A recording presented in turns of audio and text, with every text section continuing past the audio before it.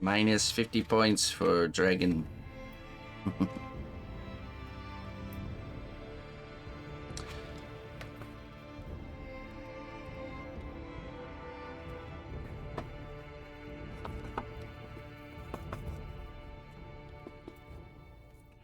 Okay, so I'm just trying to visualize the scene here, and you know, we have this kind of like the ground level, and then usually there's the ground level, and then all of a sudden the edge. Now, what you decide to do with the edge, there's all kinds of different ways to do it.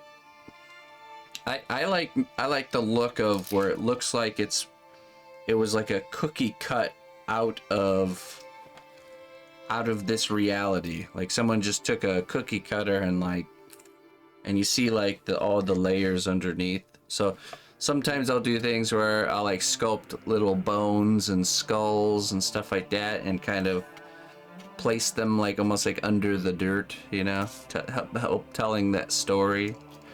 Or you add some bigger pieces of wood that looks like roots, you know, stuff like that. So we would want to actually, I wonder if I have some pre-made stuff we can use. But you know, if we want to do it that way, then we need to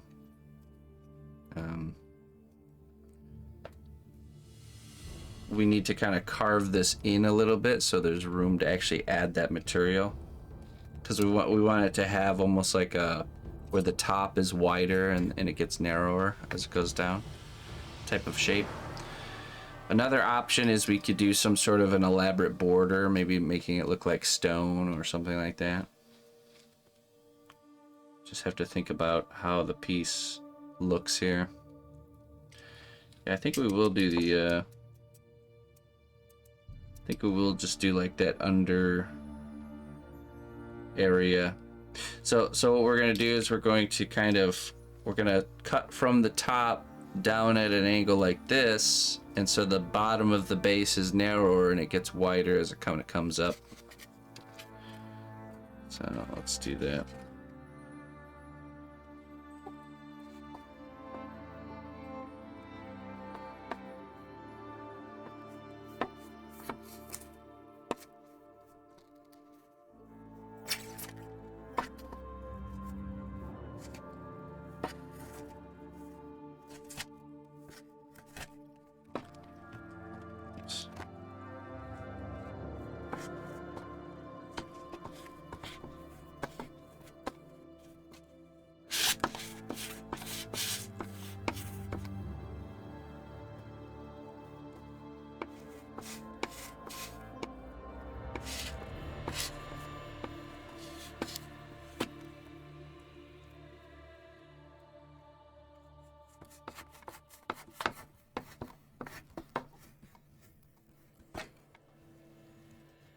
Small footprint, that's right.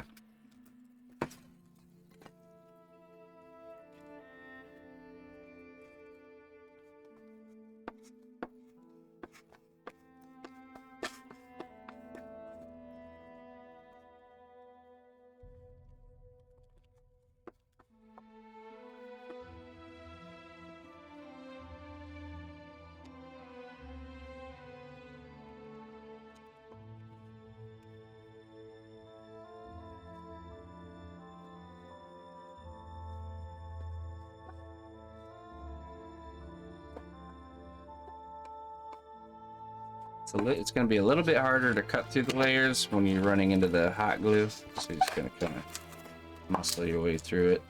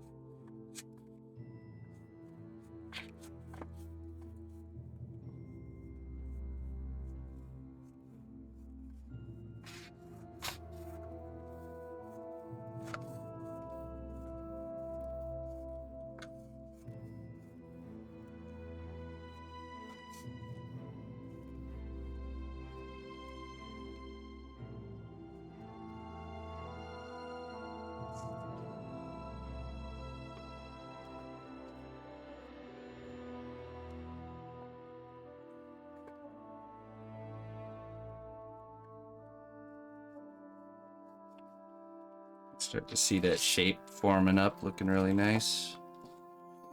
I'm contemplating leaving this backside even kind of protruding out and doing almost like stone here, right? Or like maybe this is like the cliff edge, right? And then this is all rock face down here. And then from here on, it's like dirt. And this is the just kind of the edge, you know, you have the grass hanging off of the edge, and, you know, underground you have maybe some bones and roots and stuff in the dirt. Yeah. See, this is where the best ideas come. While you're working on things, you just kind of gotta go with the flow. That's why sometimes having a really structured idea in your mind can be detrimental, because you'll ignore things like this and continue with the plan, you know.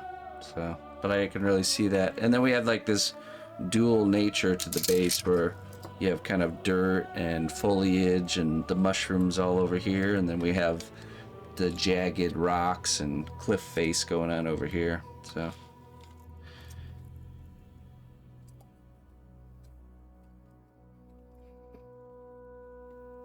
that's what we'll do. Carve this corner down a little bit here.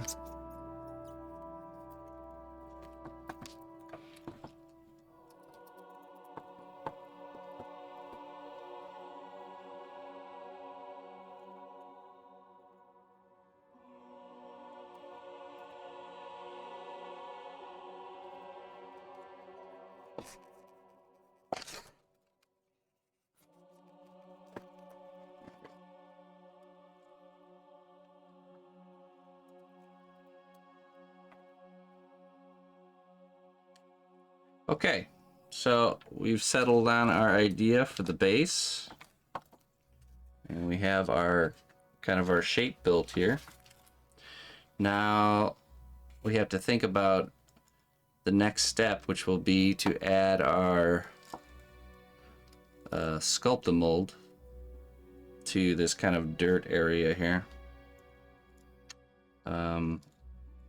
So I'm going to introduce you guys to that material. Just gonna think about this for a minute here. You know what, let me see if we have what we need as far as like the sculpted elements go, because ideally we could do the sculpt the mold up here, but under here, if I want to add things like skulls and bones and stuff like that, you want to have those made and even painted already, and then you can kind of incorporate them into the material as you're applying it. So we might just do the sculpt the mold up here and then have to sculpt those props before we do it down here.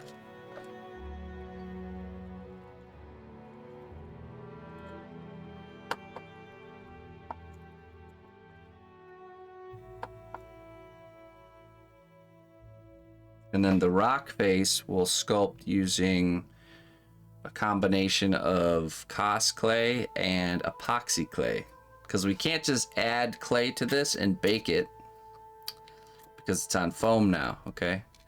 But what we can do is we can take Cos clay and we can sculpt rock formations using a rock and bake them, and then stick them on here, and then use epoxy clay to kind of blend them all in. So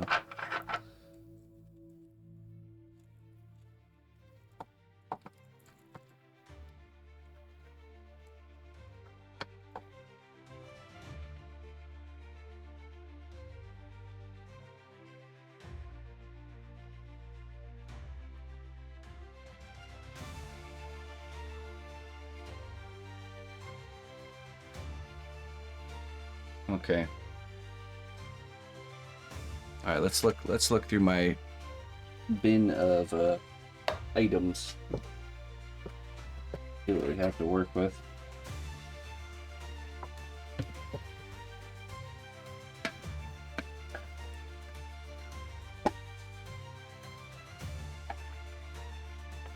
Actually, do have some.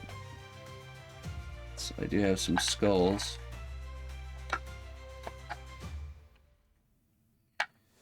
do indeed.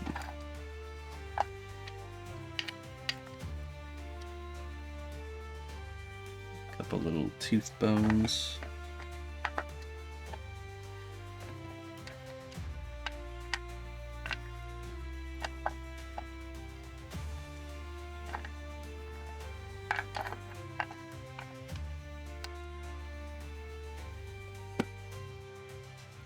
This is what I have.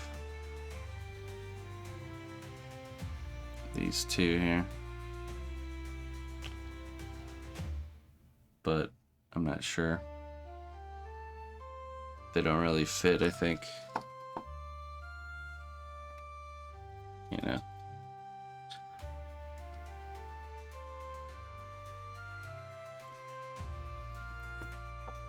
No, so let's, you know what, let's stick to doing just the sculpt-a-mold. We'll do just the sculpt-a-mold on this part right here. And then I'll show you guys how I'm going to sculpt the rock formations with Cos clay. And then that should probably be it. But then at least you see the sculpt-a-mold step, and you'll see how we're going to approach the rocks. Animal skull, yeah, animal skull, and some like leg bones and stuff like that we're gonna make. I'm just trying to think of what I need to show you guys here so we can, because the idea is we need to be to the point where the sculpt-a-mold is dry for next week, so I can show you guys how to really finish this in the next class. Okay. Let's do this. Let's do this step here. I'm gonna need a few things. So we're done with the foam. So ideally what you would do is you would have any sort of prop or accessories that you want in the dirt done, like the bones and all that stuff, before we do this step. I'm gonna do this step just on the surface, and then the step under here where the bones will be, I'm gonna do that just in between as homework, because I don't have the bones made and we just don't have time to make them right now. But it's essentially it's the same process. I'm just gonna be sticking the bones into the material. But yeah, let's get this sculpt-a-mold step ready. Now this material is really cool. When I discovered it, it was like, oh man, this is the stuff right here. It's called. It's called Sculpt-a-Mold. Comes in a white package like this. And I discovered it because I always wonder, I was always trying to figure out ways to make bases look more like real, more like actual nature, and to make dirt look just like actual dirt. And I looked at what model train guys use, the ones that make those really elaborate, huge model train sets, and they use this stuff on top of foam to create the dirt. And what it is it's paper pulp mixed with plaster. So we add it to a tin and we add water to it. It creates like a mushy sculptable medium, and we're just gonna kind of spread it on like frosting. Let's see. Before we do that, I'm probably gonna paint Vaseline onto the bottom of the shoes and the staff, and just so when this material is attaching itself to it doesn't stick to the character, because we want the character to be removable. So let me get that out too. Again, that wouldn't be the issue if the character was painted already. We wouldn't have to worry about that, because we can just permanently attach it. So every project's a little different. I got the petroleum jelly.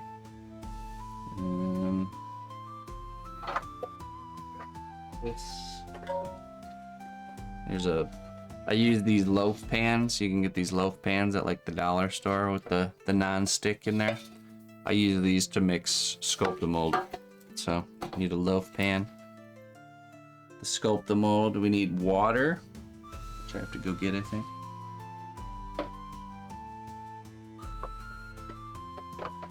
And one thing I do that I haven't really seen other people do is I'm gonna actually mix, this is orange, like a bright orange and black in with the water. And it's gonna tint the sculpt, the mold, like a dark brown color. So that way, because this can be a big pain in the butt to paint it brown after it's been hardened. So I just mix the painting pigments in with the sculpt mold, and it gives you a nice base color to start. So, okay, let me go grab the water, and I think I need to grab black paint, and then we'll start. I'll be right back.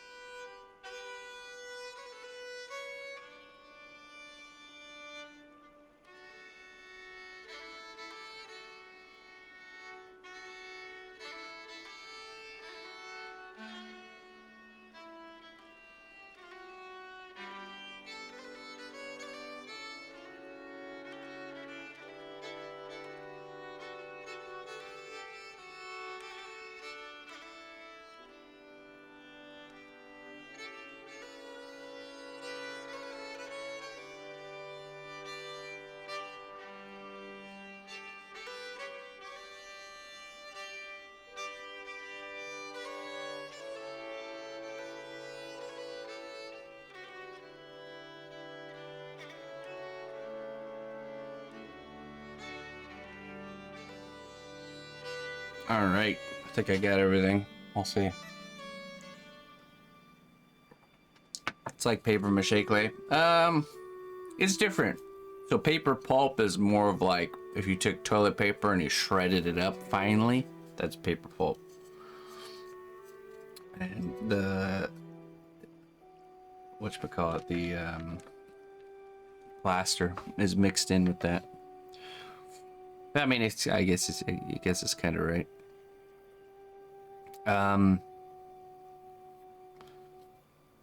If the character was finished being painted, would you have done a steel stick before the foam? You could. It's not really necessary. I would have just glued it into the I would have glued it into the piece of wood is what I would have done with a epoxy glue, like a 5-minute epoxy.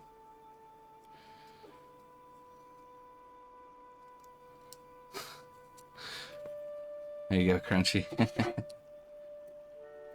Careful. I'll sneak up on you. Alright, so first step is we're going to petroleum jelly the parts of the sculpture that we don't want to stick. Why orange and black and not brown?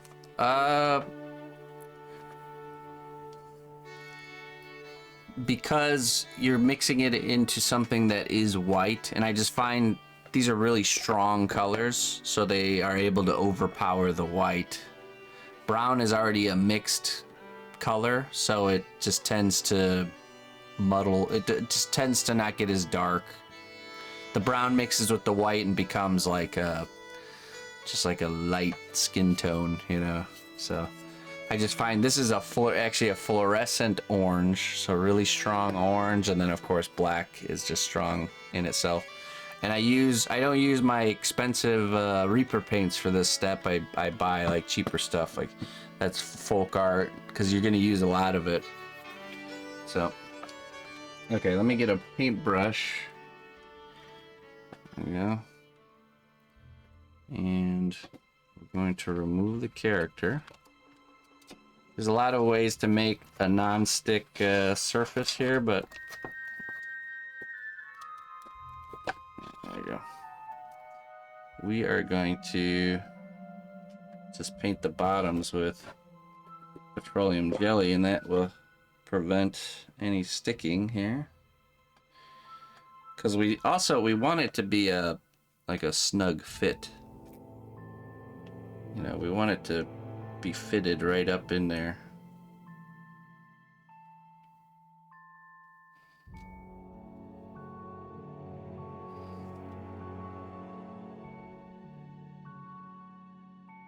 So we want it to go right up to the bottom of the shoe.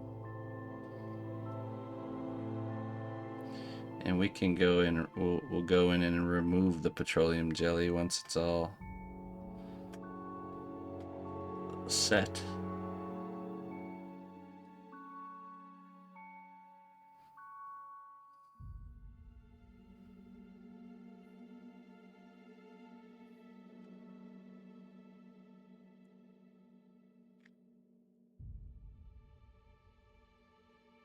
Bottom of the staff here.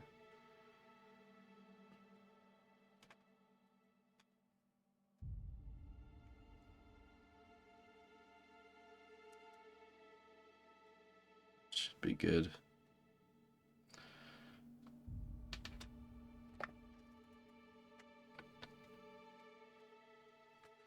Let's actually get him in his position.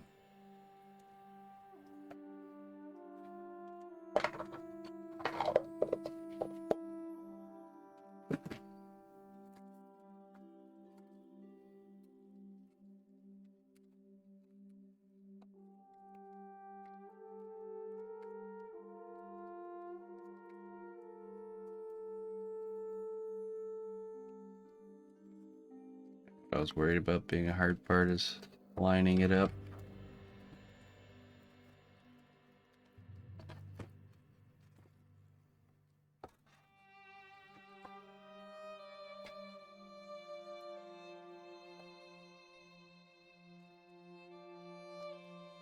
Let's see if we got some foam getting in the way here. There we go.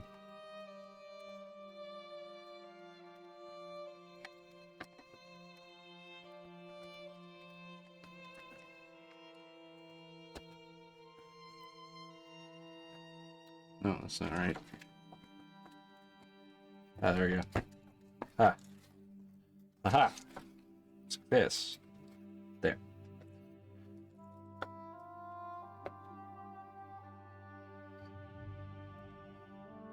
When you paint the base, will you use Reaper paints? For some things. You don't have to. It's such a large canvas that it's better to use like a, you know,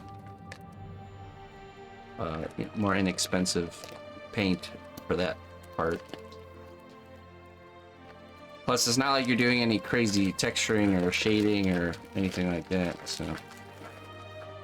Okay, so I got some tongue depressors. We got our sculpt the mold here.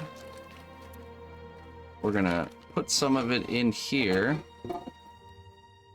I'm gonna mix up our first batch here.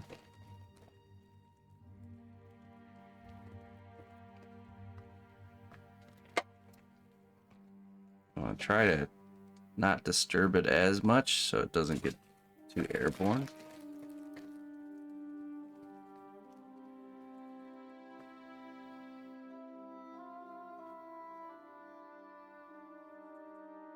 There we go. That should be enough. Now I do our orange paint here. Just gonna, more than you think you need. Okay. A little bit of black.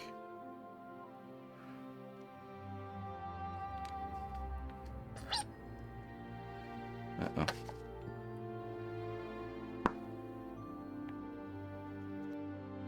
This might be out.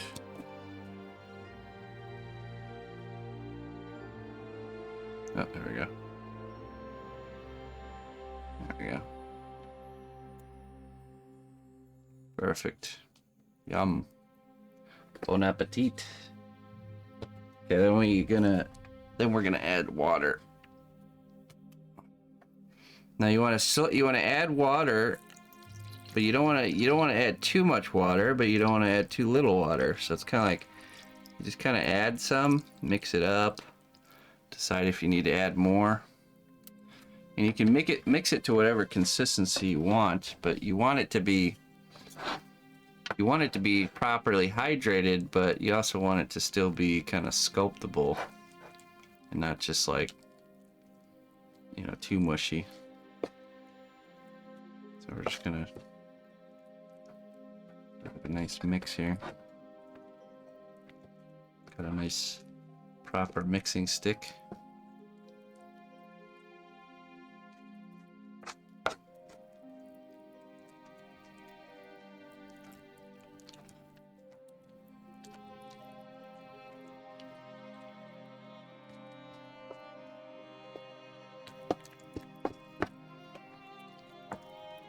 I would say the nice thing too about mixing the color, mixing it instead of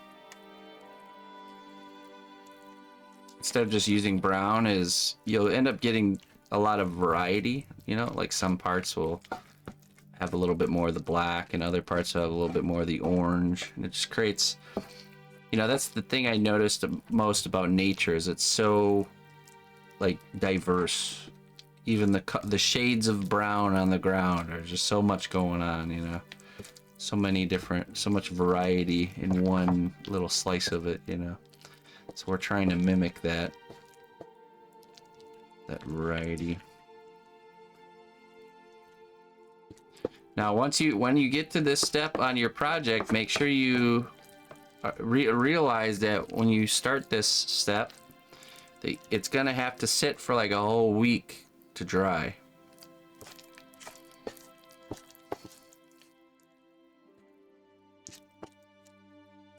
Depending on how thick you go. If you go thicker, it needs even longer.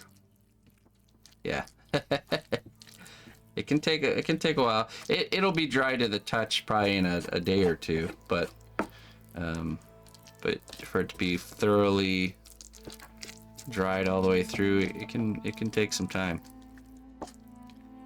So you want to give yourself definitely time. You want to make sure you're at a point where you can stop working on the piece for a little while. And you can see we got a very convincing looking dirt here. Muddy dirt. I'm gonna give it a nice thorough mix. Make sure there's no hidden chunks in there. The consistency is good. This is kind of what we're looking for. Okay.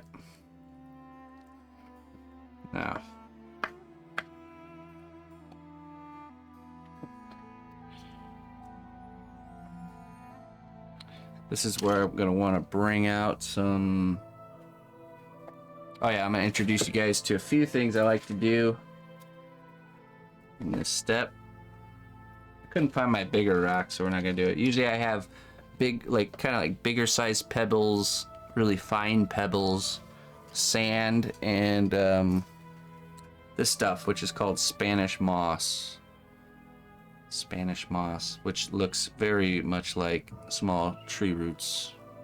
Looks like a lot of things. Really, really nice material. Then we have some of these like finer gravel here. Little bag of sand there. And usually I have pebbles a little bit bigger than that, but we don't have those right now. That's okay. Not 100% necessary. And what we're gonna do is we're gonna take a scoop here. We're just gonna kind of get it on there. Oh, there's some unmixed.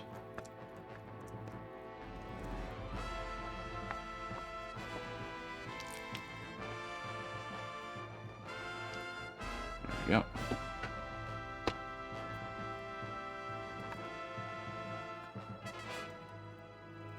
We're just gonna use this and we're gonna spread it around. Be very careful when you get to the feet. And we're creating our ground here.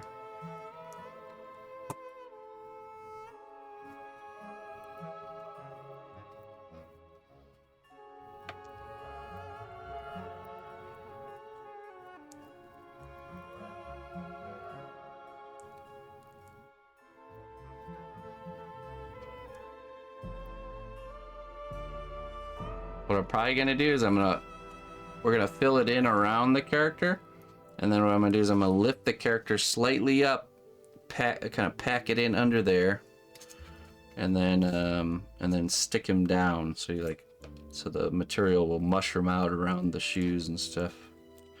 That'll give us that nice form fit.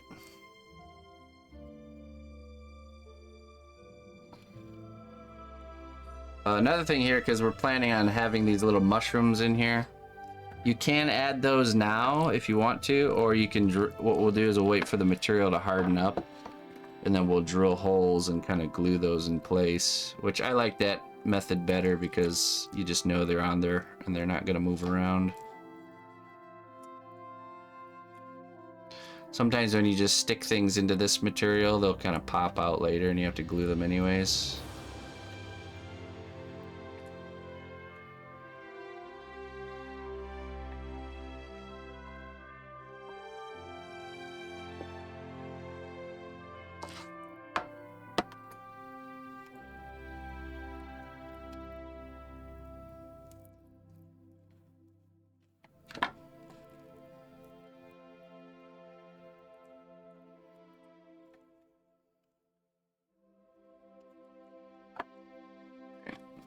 Let's lift him up.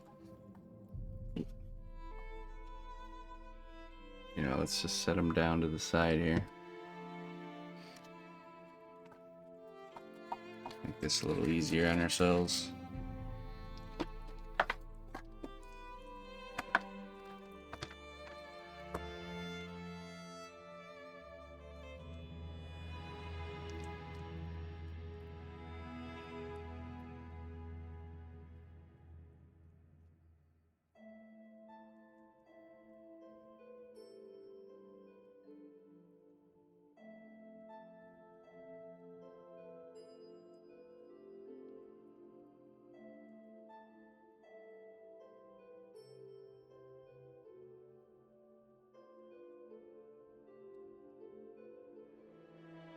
Keep the holes clear.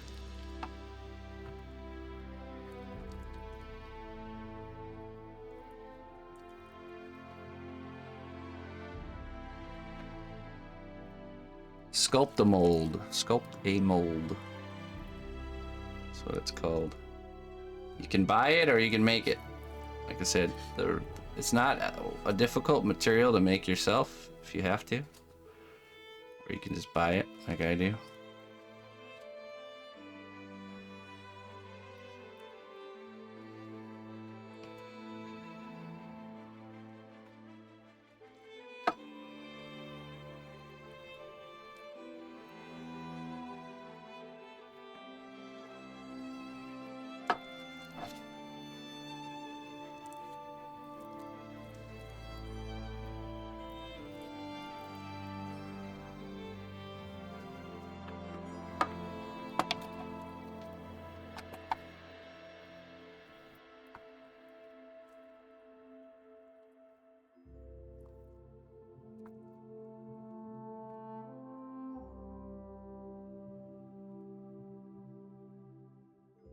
I'm gonna take this, I'm gonna pull this way, and it's gonna create this nice kind of like overlapping edge here.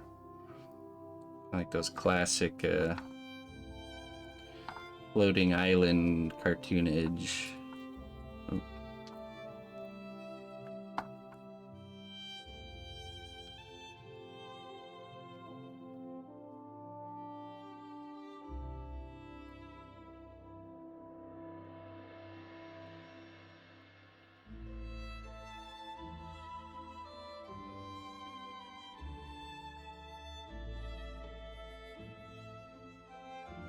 And this material, once it hardens, is very, very hard, really durable.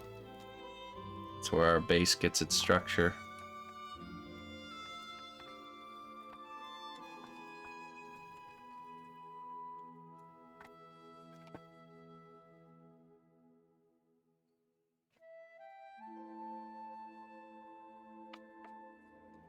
Just get the rest of that on there.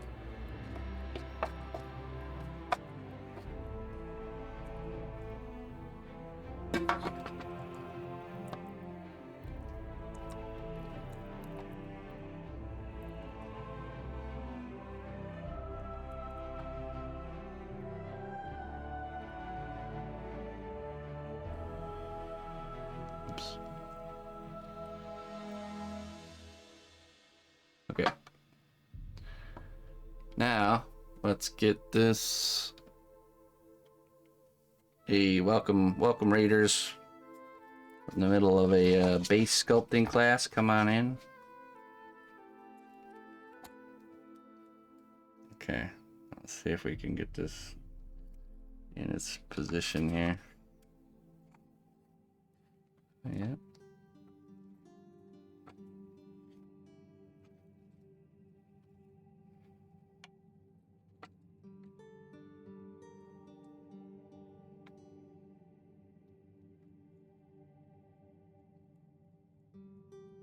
Let's see, we need a little bit right here. So we can pull this away.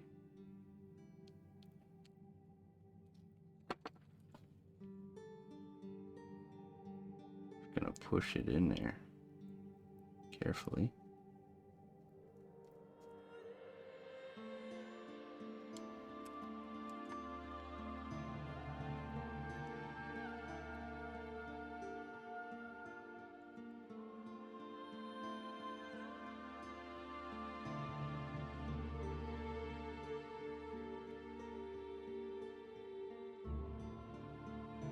So that looks pretty good.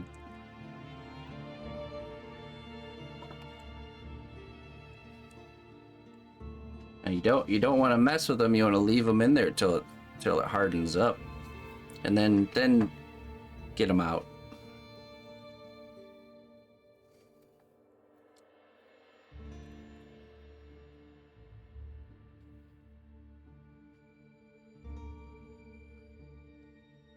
Hey, thank you. Thank you for the kind words. We'll see you again. Now, this ground here, this is just the dirt. It's going to be covered with, oh yeah, let's do the next step. So, I always like to add like these little kind of tree roots along the ground, you know? So we're just going to take this, and we're just going to kind of push them into the Sculpt-A-Mold here. Just going to add another kind of layer of texture.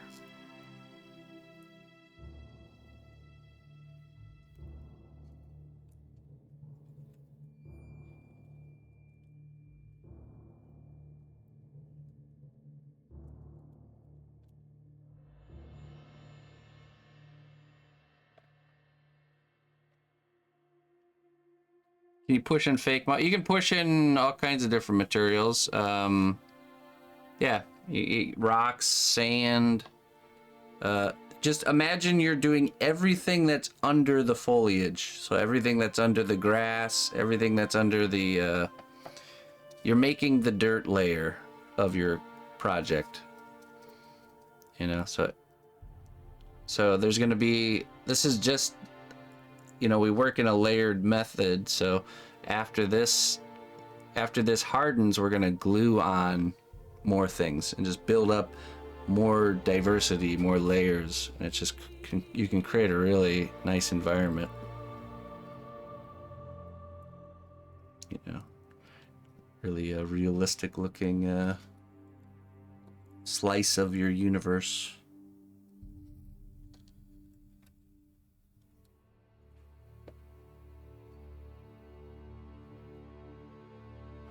Again, this stuff is called Spanish moss. If anyone's wondering, one of my favorite very useful mixed media additions, especially for scenic bases.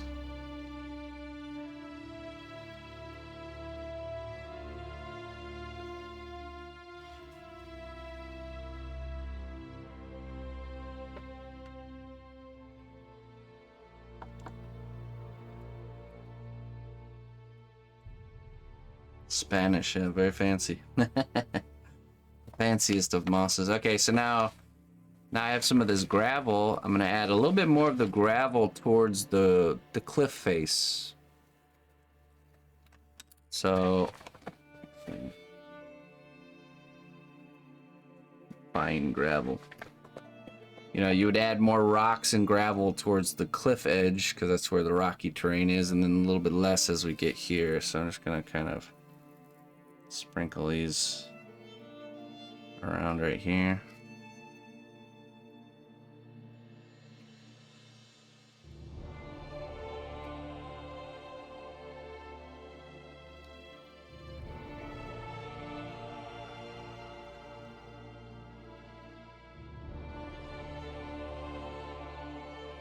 What kind of gravel?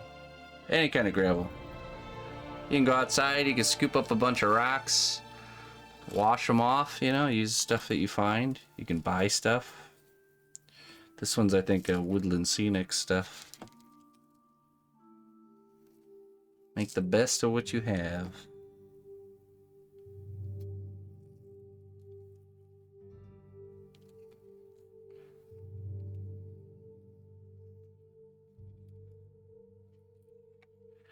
Yeah, there's so much to explore when it comes to this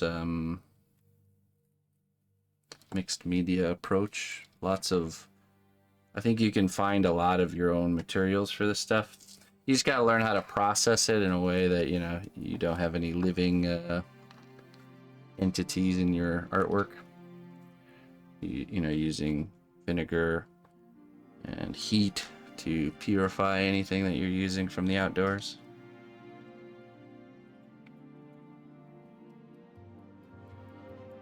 Okay, and I'm just gonna push that down into the material. What you can also do too is you can get like a really watery glue and essentially mist or spray it on there once the Sculpt-A-Mold's dried. But I'm just gonna tamp it down.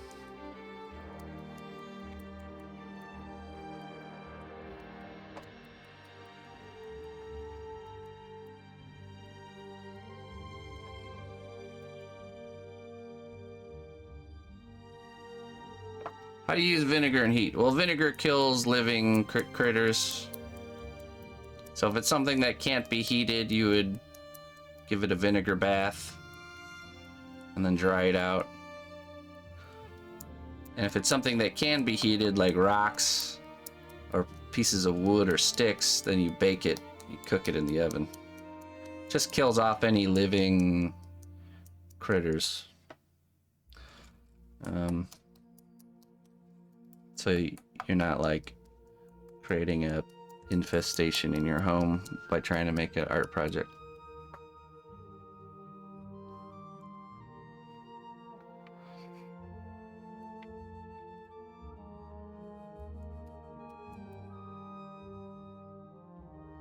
Don't put bark. Yeah, put it in the, bake it in the oven.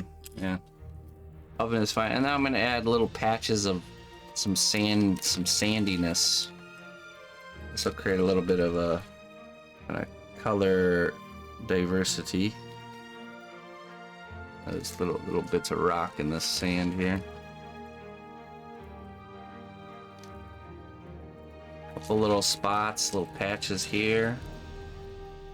And then again towards the cliff face, it's gonna get more intense.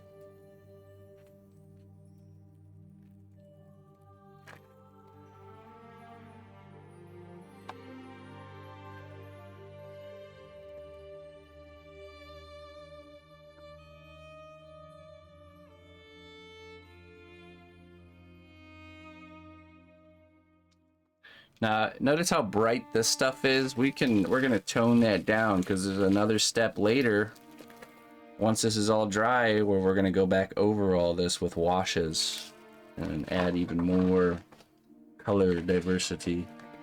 Okay, and let's give it another tap here.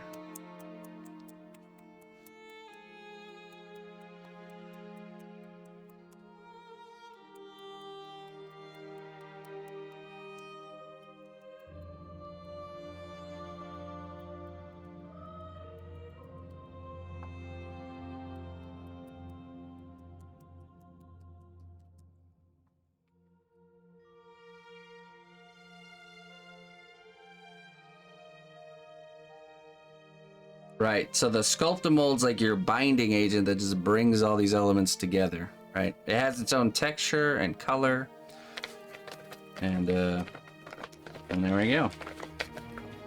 That's ready to let it dry. I'll basically, on this underside here, I'll basically do the same thing, but I'm gonna use the tool and I'm gonna create more textured. So it doesn't look flat like this, it's gonna look like how the cliff edge would look, you know, or how the side profile of the dirt would look. And then I will insert objects that I've sculpted, like skulls, you know, like bones and skulls and pieces of wood and stuff like that into the material. But you'll paint the objects first and then you insert them, because then you just don't have to paint them, you know. So and then this side here is going to be sculpted with this stuff. It's called Magic Sculpt.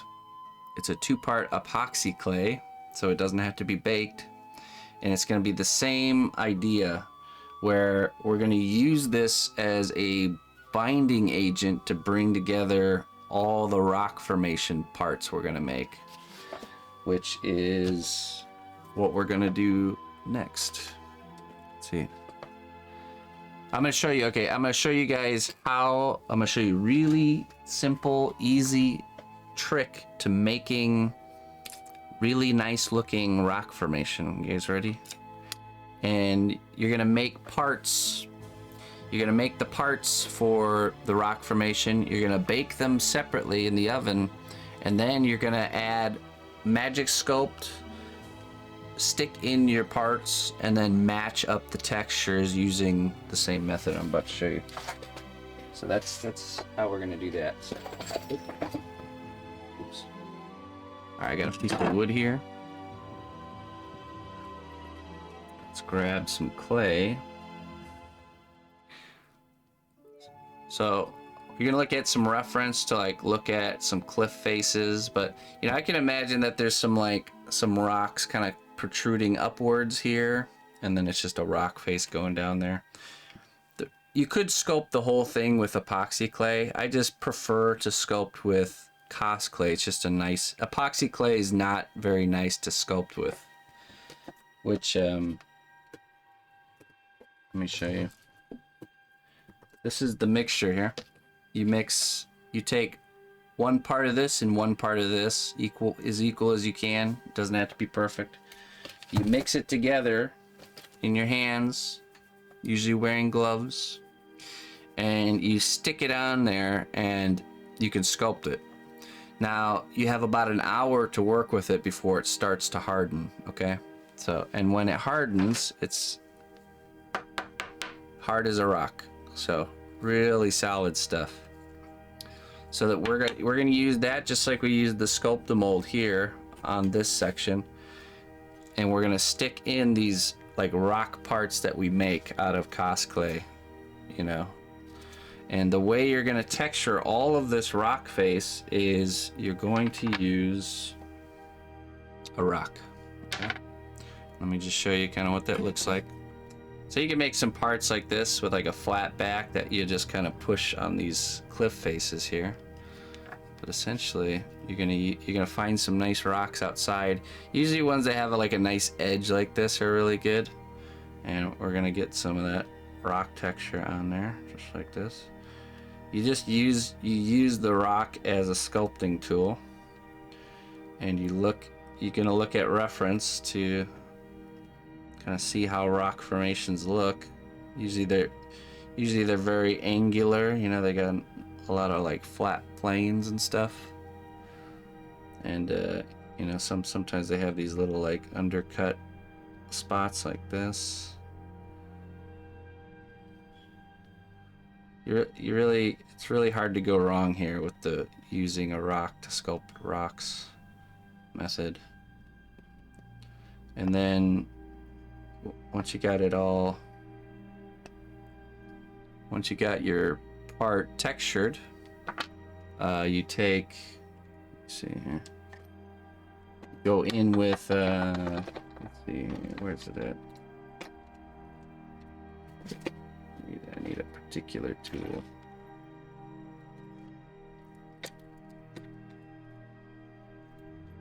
Oh, there. You go in with your line tool here, and you can add like little separation lines, and you know, little gashes in the stone, just like with armor. And you even add little kind of cracks.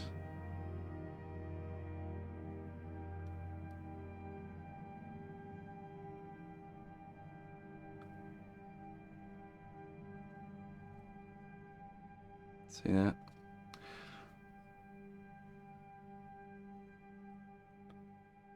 Stay really loose with this. Doesn't have to be super perfect or anything. Once it's all painted up, it's gonna look really nice. And you'll create your rock face using the Cos clay pieces, and then in all the in-between areas, the sculpt the mold, you'll just texture and do the same methods. So, and I'll sculpt this whole, I'll bake these parts and then have a bunch of these parts already made. Then I'll do probably half at a time. So I'll mix up enough material to do this half, really sculpt it so it gives you time, and then sculpt this other half and push these pieces in place. This underbelly area, all I'm gonna do is I'm gonna make my bones and tree roots, and I'm just gonna push the sculpt the mold in there and then stick those parts under there and texture it, and add more of the Spanish moss. And that is the point that we want to be at for next week. So all that work needs to be done and hardened.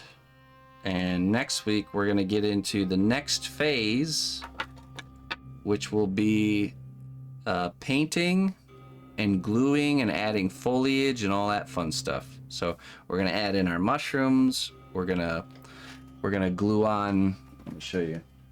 So this is one thing to get in the habit of collecting, but I have bins and bins full of will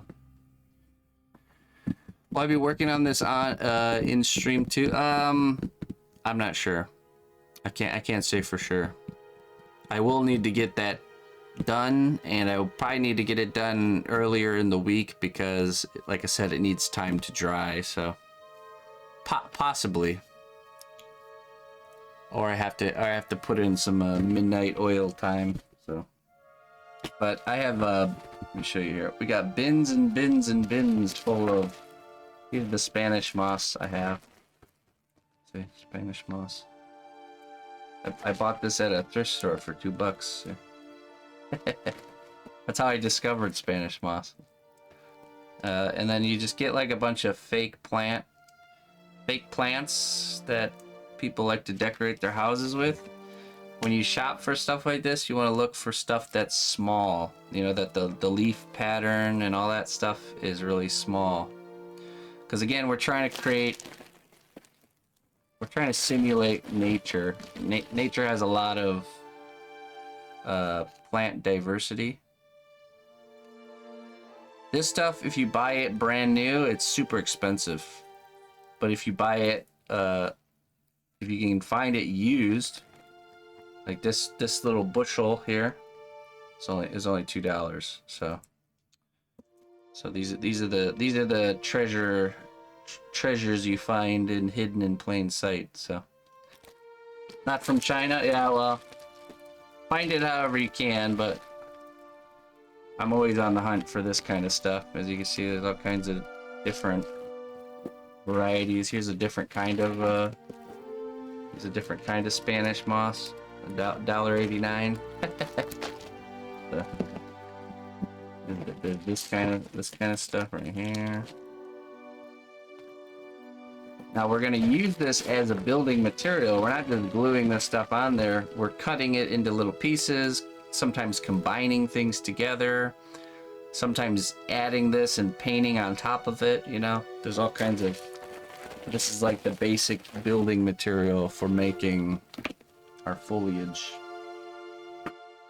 And then